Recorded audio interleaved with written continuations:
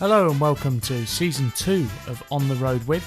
My name's Gareth and I'll be your host. For those of you that are joining me for the first time today, this show is all about talking to touring professionals in the performing arts and entertainment industries about the realities of life on the road, what it's meant for their mental health, the people they've worked with and how they got started. I'd like to thank you all sincerely for your support for the show so far. If you haven't already, you can like my page on Facebook or follow me on Instagram or Twitter. It's Gareth John Music on those platforms, and I'll be posting updates about the show on those platforms. You can also like, follow and subscribe wherever you get your podcast fix.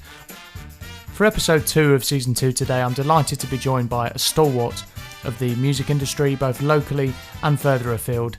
He was a sax player with the beautiful South since 1989 and is currently the male singer in the South. He's also had a burgeoning career as a singer, songwriter and many other roles in the music industry. So please sit back and enjoy my conversation with none other than Mr. Gaz Birtles. Gaz, thanks for doing this. Yeah, no problem. Cheers, Gareth. Good to speak to you. How's the lockdown treating you and Anne then? What you been up to? I've seen various pictures of you with your top off in your garden, but what else have you been up to?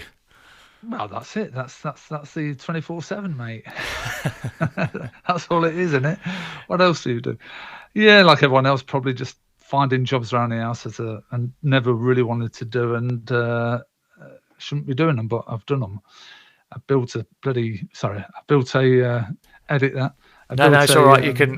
There's an explicit language thing on the description, so you're okay. You swear away. Shit. Okay. Yeah, built a bench out under me tree in my garden, which I never thought I'd do that, but yeah. Yeah, I mean, it's silly things, isn't it? And it's all about. I've found it's about getting creative as we are as musicians in different ways than just music as well. You know, like obviously for me it's doing this mainly, the podcast and you know, everyone's kind of seems to have taken up other creative outlets, probably because you can't do music 24/7, can you? It just does your head in after a while. No, it does, yeah. So we want to talk today about well, I'm going to start actually with something I wasn't on the outline that I sent you actually, but after interviewing your good friend John Barrow recently, it kind of came up, and it's the same for you as well. You must be mega proud that both your boys have gone into the touring world without being, from what I can gather, because I've known them both a long time from school and stuff, and without a massive push from you. They just naturally wanted to do it, and they're brilliant at it. Yeah, who'd have thought? Yeah, like all musician parents, you know, we always have music around the house and musical instruments, but yeah, like Jordan and Perry both played. You know, I'm a sax player and singer, and they both wanted to play drums. So we bought a drum kit for Perry when he was small, and that stayed in the house. And Jordan learnt it as well. So they're both really good drummers. And I've never heard Perry sing, so I presume he can't sing. But Jordan, yeah, he's got a great voice. He has, yeah. And a keyboard player these days as well, and a part-time sax player. He's learned, he's done a bit of that in it as well. Well, it's like all you lot at that age, you know, you can just pick up stuff and just play it. It makes me sick. But I mean, yeah, it must be a real nice thing. I mean, John was saying yesterday he'd never been that pushy parent. You know, you've got to practice this many hours. You know, get this done, get that done. They just naturally took to it and wanted to do it, and it's led on to in different ways for your two actually, because Perry's gone very much into the tour management and sound side of it, which he seems to really excel at, and Jordan's gone purely down the route of being a musician. Yeah. No, and it's great that both of them can be in the same band and both witness the big and lovely things that they're doing all around the world. So if it had been just one of them and not the other one, it could have been a bit a bit sort of a bit trying for one of them. But no, it's great that they're both doing it and both doing totally different things within it. It's great. Yeah. I mean, I guess the two things that they're doing, from what I can see in working with you in the South, is you dip your toe into both of those worlds really, in terms of, you know, being the singer in the South and the manager. Obviously, we've got a great tour manager and sound engineer who comes on the road with us. That might be a step too far for you to do the sound as well, but I remember talking to Anne once, and we're in the middle of a real mammoth tour. It's one of them big tours, you know, every weekend once, and she was saying, but Gaz loves sitting there and booking hotels, and we all looked at her like, "What do you mean?" She said, "No, he gets a buzz out of it. You know, that back end of it, doing all the organising and stuff, is something that you thrive off." Yeah, it's true. It's and over the years I've realised that I'm obviously I just like to be the one in charge. I never really thought of myself as like that, but control freak is probably what I am. But I do love that. I love the logistics of saying yes or no to a gig and finding where it is and how we're going to get there and booking the hotels. Yeah, and actually at the minute, over the last sort of few years, like I used to work at the Donkey a lot, but since that stopped, this is really my only job. So that keeps me occupied all day. Yeah, I mean it's probably points, yeah. It's probably quite nice to I can relate to this, is when you just focus on one thing for a bit. You're not wearing lots of different hats. And trying to work for and with lots of different people. You're just focused on one goal and one sort of project. It must be quite a nice way to go on. Yeah, it is. But then you do a lot more for no more money. True. Not that matters at all. But it's but I know that when I've got all the jobs in, then I have to think, right, okay, I can't spend all that time, booking hotels or booking bands or whatever the job is. You do have to sort of strip yourself down a bit. But at the minute I'm happy as Larry. Yeah. So you look at the South as an example. One thing that John brought up in his interview was that you really class yourself as a singer. Sax was something that both of you took up for a bit of a laugh at first, and then it kind of just progressed from there. And that journey from sax player right back to your roots as a singer has obviously happened under the various names of the Beautiful South, New Beautiful South, and now the South. So along with the management side, what's that kind of journey been like? I started off not being in like people at when we were like 21, I didn't know a single musician. By the time I was 21, I never met a musician in my life. Was it 21? 1977, yeah, so 21. When punk rock happened, all of a sudden you could be in a band literally overnight. And so I was nominated to be a singer for whatever reason, and did all that.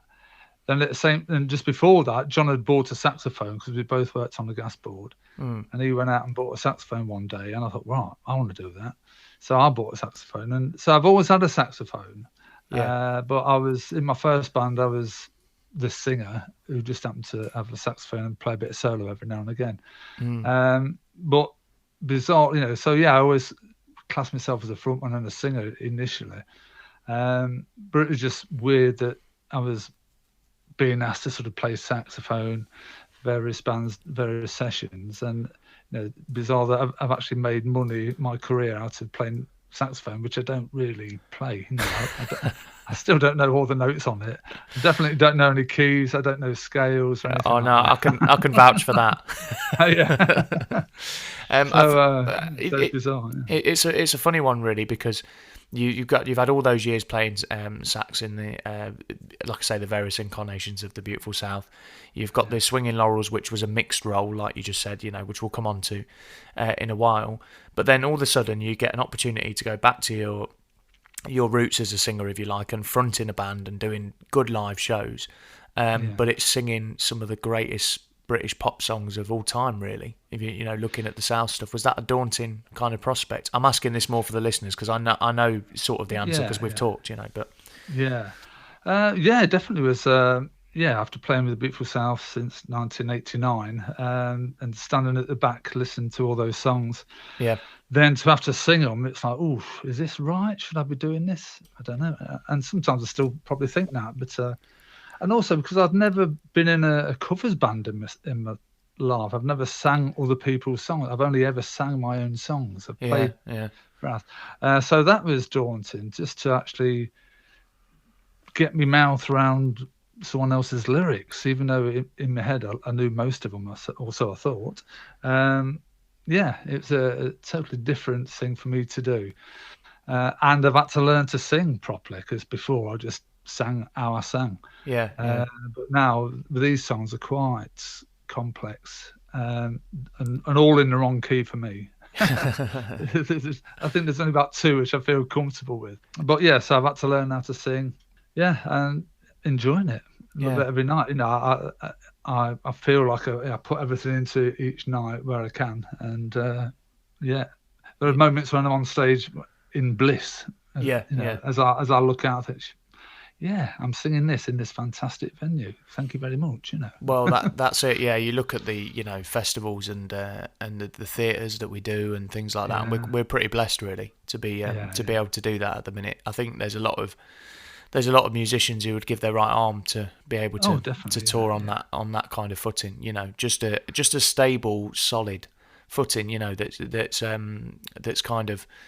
Always there. Yeah, always there. Well, maybe it won't always be there. We don't know, do we? But and that's another interview. But you look at that and it's I mean, how does that compare to your kind of Yellowbelly days and you as an original singer in inverted commas? How does the feeling compare? Is it much different? Or? It's no different actually performing, but it's obviously more different. Because you're playing in front of a lot more people, doing what we're doing now with the South. But But no, I think as we know, as a musician, you can play in front of 10 people or 10,000, and it's they can be equally fantastic or equally rubbish. And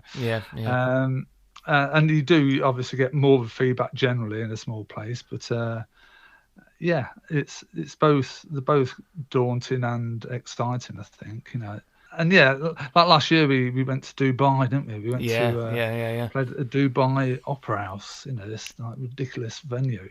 That was a mad experience, wasn't it? The whole experience was fantastic, and but I just remember at one point in the sound check thinking, God, I've been privileged enough to stand here. Someone's paid me to fly, flew us all over to Dubai, and I'm standing on this fantastic stage, and I'm going to be singing tonight in front of 700 people, whatever.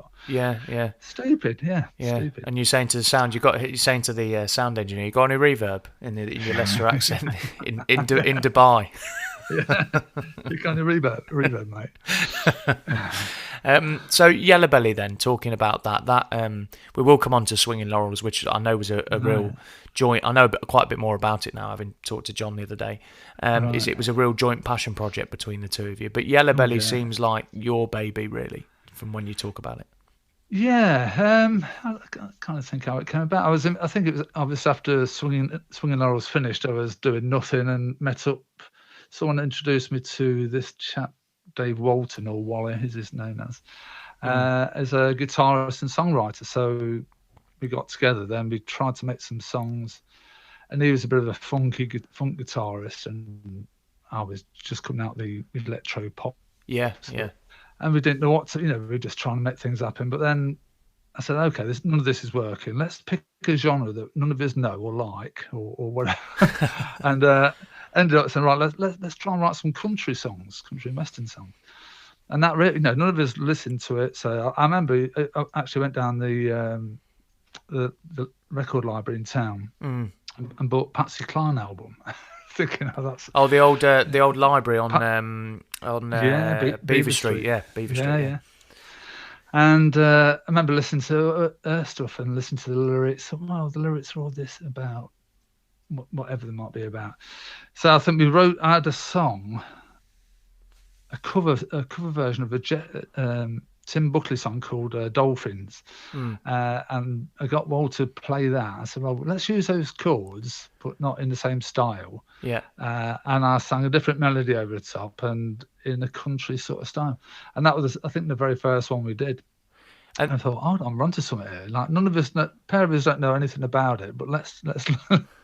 So I did like a bastardized version of country and western. Just using drum machine, me and guitar. Then we got a bass player in James Lynch, and that was it. We went out. It was a 3-piece for many years, just using either drum machine or I think we recorded drum tracks onto a DAT machine. So we had a DAT machine live. Yeah.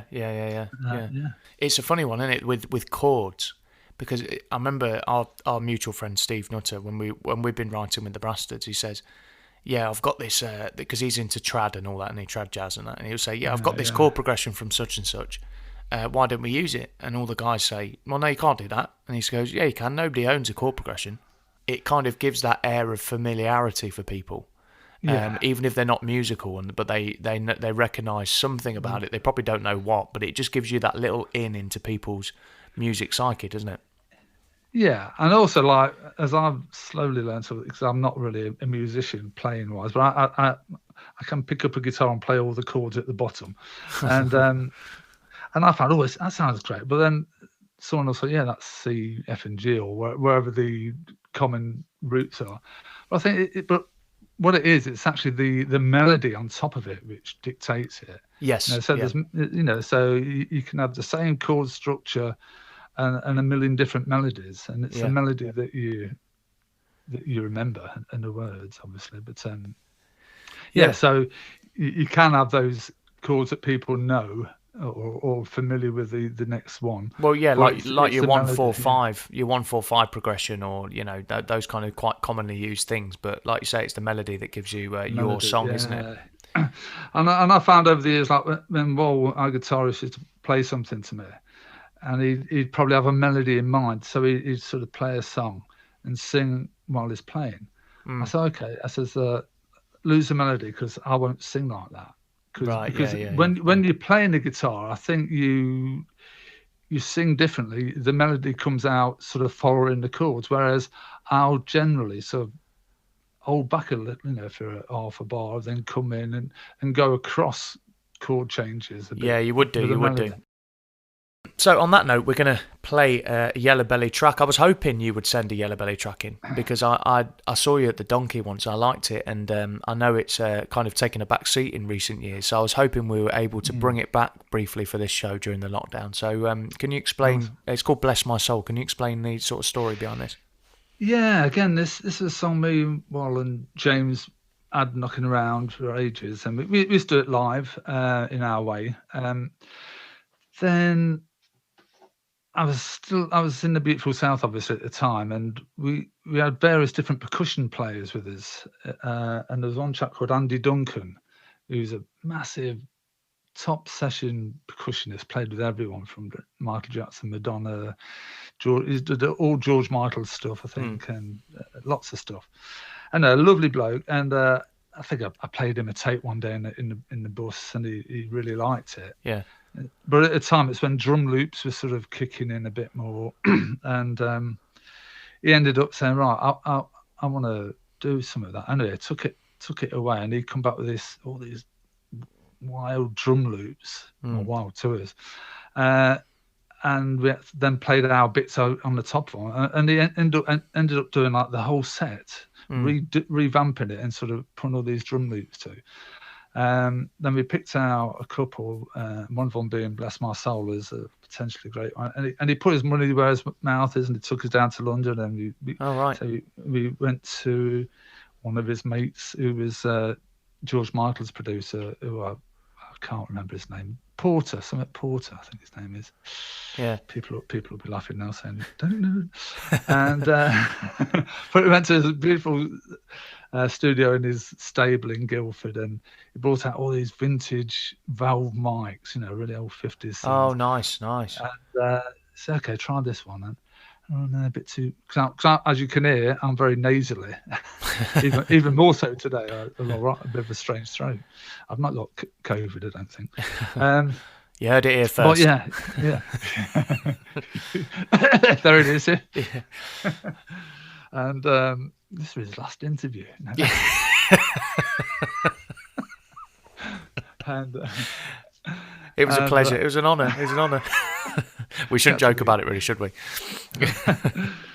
And but yeah, so we got all these. They said, yeah, George uses this one. Oh, but sure enough, it sounded crap in my voice. And anyway, I went through about 3 or 4 of them, and anyway, we ended up doing this song.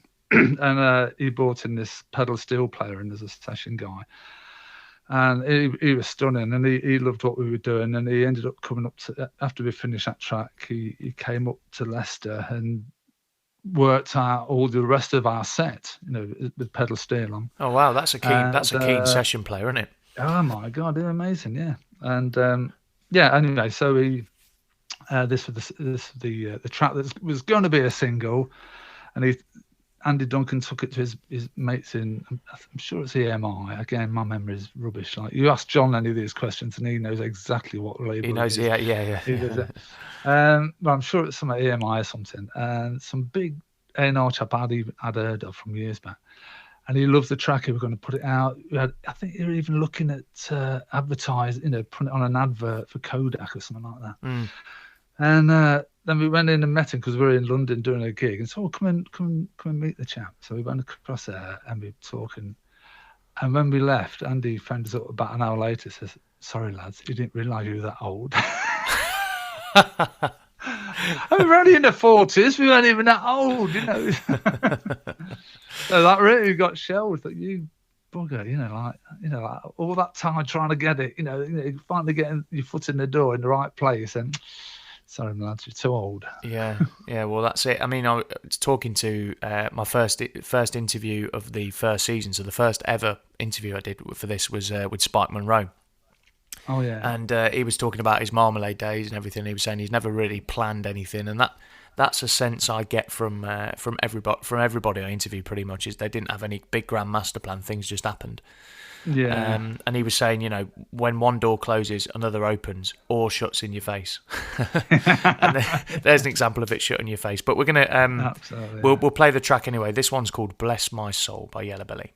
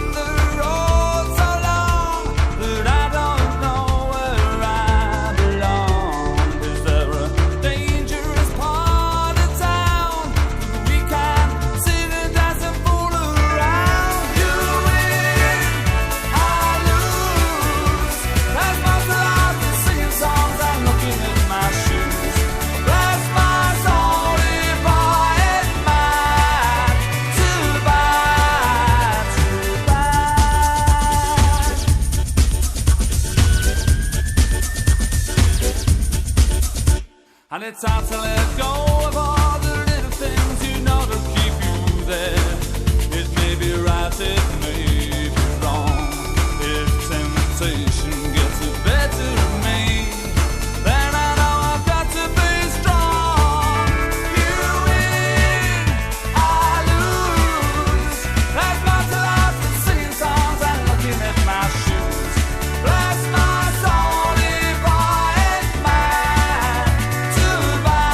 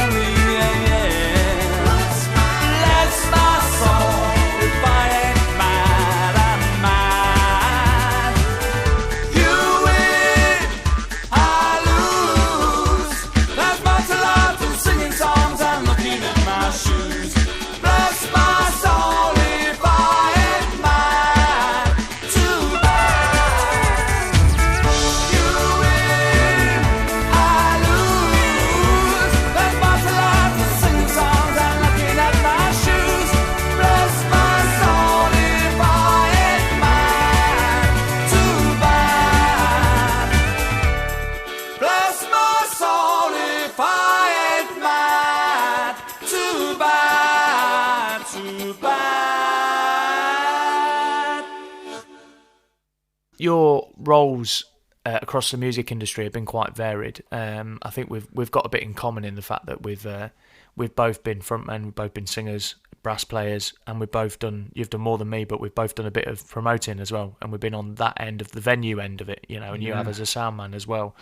Do you think there's mileage in musicians also being promoters and sound men and working on that end of it, because they're going to understand what the touring musicians are going to be after?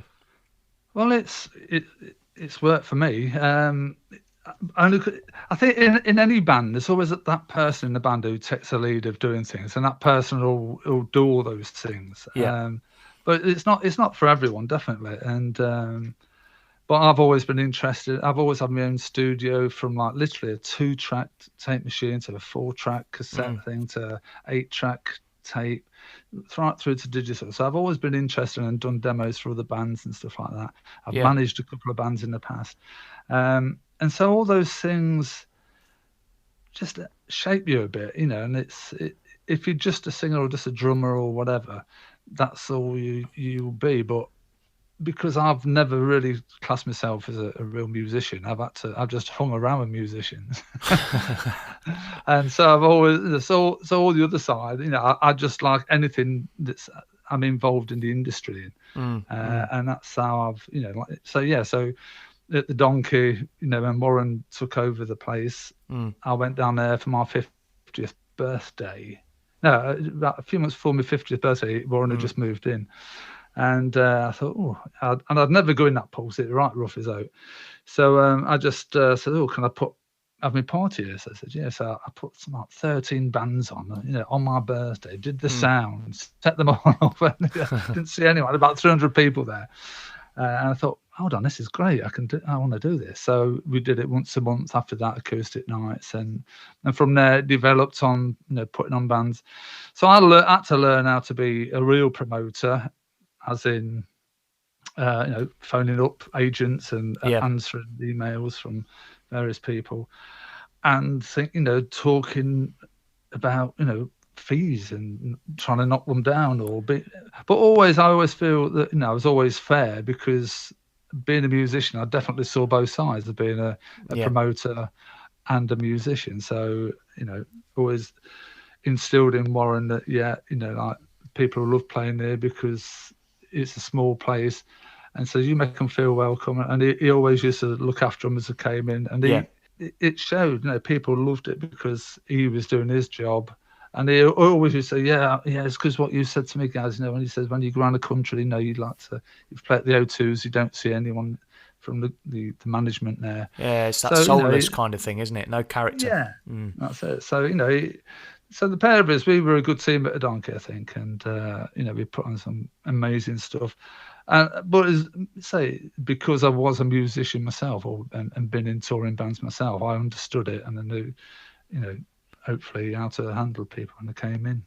Yeah, it's that thing of you've got to be careful, I guess, because when the promoter and the musician mix on the same gig, which I've made the mistake of doing a few times, as you know, it can be bloody stressful, to put it lightly. When you're trying to wear two hats on the same night, but knowing both sides and then putting that into both sides separately is probably quite a useful thing. And I think I've always said the better sound men, for example, are the ones who are musicians themselves. I've always felt that. Yeah, I always feel that, because I know I've known of regular sound men around. Yeah. Who once they've set up, after the first couple of 3 numbers, once the levels are set, you see them walking away and just looking down and not doing it. I thought, hold on, you should be watching every nuance of this song and riding, what might work in one song at a volume, it might not work on the next one. You have to have the backing vocals a bit louder, or the brass a bit louder, or a bit softer. So I think you have to have like a producer's head on and do a live show. That's the way I've always seen it. I know some people, some people say, oh no, what you moving the faders for? Once it's set, it's set. So, well, it's not. You're not listening to it out here. Yeah. Unless the band actually sort of rehearse enough to turn their own volumes down and turn things up. Yeah, or they've got their own sound man, some of them as well, haven't they? Like we have, Ed knows what we're going to do each night, and it's even his mics a lot of the time that we're using. That's it, yeah. So it's to do it in a pub and club venue like I've been doing it. That was just learning on my feet. I'd never done that before. I'd never done the sound until I did it properly at a donkey. So. But I think the lockdown kind of period, like I said about getting creative with other stuff, it's definitely you sometimes have to just learn new skills. Like as you know, I'm not the most technically savvy person, but I've had people coming in. Oh, I want to do this collaboration. Can you stick some trumpet on it, or let's do a duet? Let's sing that. And then now, 3 weeks down the line, I'm asking, like I've asked you, I'm asking other singers. Yeah, do you want to do this? And I'm going to put it together myself because I've just thought, well, what am I going to do? Sit around twiddle my thumbs, or actually learn some new stuff and keep myself sane, No, it's great. Well, you're one of the few people around that I know that you do embrace all that, and you a lot of respect for you, Gareth. You do a lot of good stuff. Appreciate that. Thanks, guys. Yeah, you do. But and it's easy. And I say it's not for everyone though. Everyone's different. And there's always that certain person who wants to do all those things, and they should do them. Yeah. But if you just want to be a drummer or bass player, or whatever, that's great as well, isn't it? But you always have to have that other person, and if it's you or if it's me or whatever, then that's equally good. How do you think the landscape is going to look coming out of this lockdown? You've been at the coalface of it, dealing with rescheduling and cancelling and keeping us all in the loop of what's going on in the band and the rest of it. How do you think it's going to play out? God, no, it was bad. Generally, I think it was bad anyway up until this. It's been slowly dwindling, the live music scene, and but now it could go either way, couldn't it? I think it'll either disappear a bit more and people won't have the money to come out to well, there's that factor, couple of years, which is a big thing, especially on our circuit where it's quite an expensive ticket, really. It's or it could go the other way where people say, sod it, I've been locked in for months, I'm going to enjoy life now and hopefully come out and sort of see some live music again and get thrilled about seeing live music, which is I say I felt it sort of dwindle. We've seen that with our figures, definitely. Even though when we do it great, we know it's great, but the figures aren't massive. No. But acts on the big acts will always be big.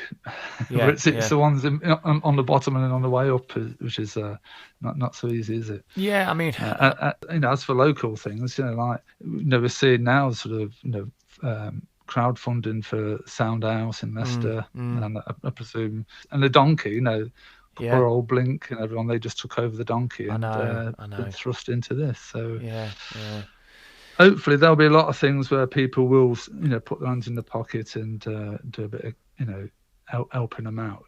Otherwise, if those places go, what have we got to look forward to when we come out of all this? Well, that's right. And what's the next generation down of bands? I mean, it's quite good for Easy Life, for example, that they're already far along enough that hopefully they're going to be able to, and they're great on the digital side, aren't they? They're really spot on in what they put out. But it's still work, and it's only and don't forget, they've got a backing of a record label, which is obviously helpful. Whereas just normal bands who aren't signed, to get all that sort of digital presence is not as easy as you think. Else everyone would be doing it, and everyone would be having those 100,000 hits. It's absolutely. That doesn't come cheap. You know what I mean? No, it doesn't, and it's not just money. Obviously, it does take an investment, but it's also know-how and time. It's very time consuming. I was watching a YouTube vid last night on this sort of stuff, releasing how best to digitally release stuff and maximize a single release in this day and age and all that. And it's a massive time investment. You know what I mean? This guy was talking about all these different jobs you've got to do. And each one of them, I know from either experience or what people tell me, is like a 3-4 hour job. And there was loads of them. It is a full-time job. Well, it is, and people like Easy Life and Haley and all these acts who are signed up, they're not doing all the time. There's a team behind them at the record label, and that's their job, 24/7. To look after the social medias of all their acts, and to see what the next phase is, and to see the new things that are coming along, and to understand on, and to have a foot in the door. It's massive, because I remember I said, spoke to Island Records once. I said, how do record labels get their money? In our day, it was all about, if you sold a record, that's where the record label got their money. That's where their money is. And they said it's all in streaming. And I said, well, really? What? Spotify and all that? I said, I don't believe what all the musicians put on Facebook about not earning any money from it. So there's a load of money per million, which the musician doesn't see it all, because mostly they're still owing the record label money back. They're paying the advance back. That's right. And that all comes out of streaming, so they probably don't see that streaming income. I still think live shows and touring are a currency. It's still worth something to do that. Definitely, yeah. That old school thing of I've talked to you before about the Jewelers. They go around and they've got a good web presence, but they're not a signed act. But they've charted, and they've also got a big following all around. They can pack places in Glasgow, and they're from down south with 1,000 people. It's no mean feat off your own back. That's right. And if you're at that level, like with us with the South, our audiences are quite a lot older generally, so they're not going to buy many T-shirts. Let's be fair. No. Those skinny rib T-shirts, they ain't going to put them on. So merchandise wise, we're not one of the best ones to look at. But if you're a young up and coming band, that flies off the shelf at every gig, and that's a big profit, each time. So our support bands sell more merch than we do, don't they, most of the time? Oh yeah definitely. I remember Daydream, I think they sold like 80 CDs one gig. We sold about 2. I know. Yeah, it's funny. I guess with the South, we're caught in that thing. I was talking when I interviewed Alison. We're caught in that thing of we've got that. Well, it's not new material now, but our own material in Sweet Refrains. And then you've got the back catalogue of the Beautiful South, and people are not quite sure whether, if they go out and see Sweet Refrains, they might have heard a couple of tracks from it, but what they associate with us is all of Paul Eaton's great songs, you know what I mean? Because that's what they've just seen. So it's a bit of a funny catch-22 we're in, isn't it? Yeah, it is. It's we are what we are. We go out, play Beautiful South songs, and that's really what people are paying to see. So it's fair enough. That's right. Well, Gaz, thank you very much for your time. No problem. Thank you. That's really good. Well done. Really appreciate it. And I'll obviously we'll keep in touch and see how this lockdown thing plays out. And I look forward to sharing a stage with you at some point soon. And we'll get that YouTube thing done as well. Yeah. So okay, that'd be brilliant. Yeah. Thanks a lot. Yeah. Excellent. Cheers, guys. Take it easy. Cheers, man. Cheers. Thank you so much for joining me for Season 2, Episode 2 of On the Road With. My guest was the fantastic Mr. Gaz Birtles, and I'd like to really thank Gaz for his time. That was a really wide-ranging conversation, and we covered a lot of things that we don't normally cover on the road. If you like what you're hearing, please do follow, subscribe, and like us wherever you get your podcast fix. And you can also keep in touch with us on social media. So it's Gareth John Music on Facebook, Twitter and Instagram. And I'll be posting updates about the show, including new episodes and bonus content, etc. on those platforms. If you've got any guest suggestions or any feedback on the episodes at all, you can email me directly as well. It's garethrdjohn@gmail.com. If you'd also like to leave us a review at Apple Podcasts, that really does help spread the word of the podcast far and wide. That'd be absolutely fantastic. The track I'm going to play you out with now was co-written by Gaz and my guest next week, Mr. John Barrow. There's a really interesting story behind this track, which you can find out all about next week. But for now, it's Lonely Boy by the Swinging Laurels. Take care now. Bye-bye.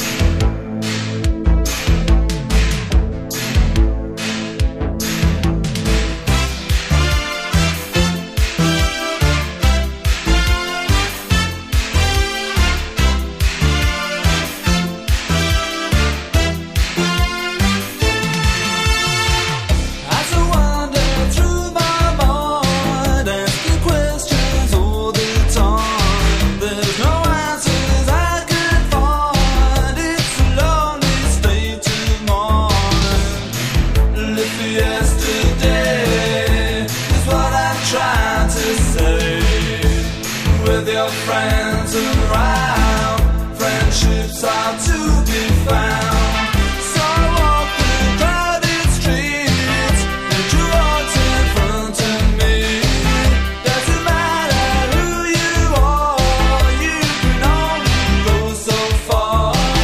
So I wander through my mind, asking questions all the time, but there's no answers I could find. It's a lonely state of mind. Live for yesterday is what I'm trying to say. With your friends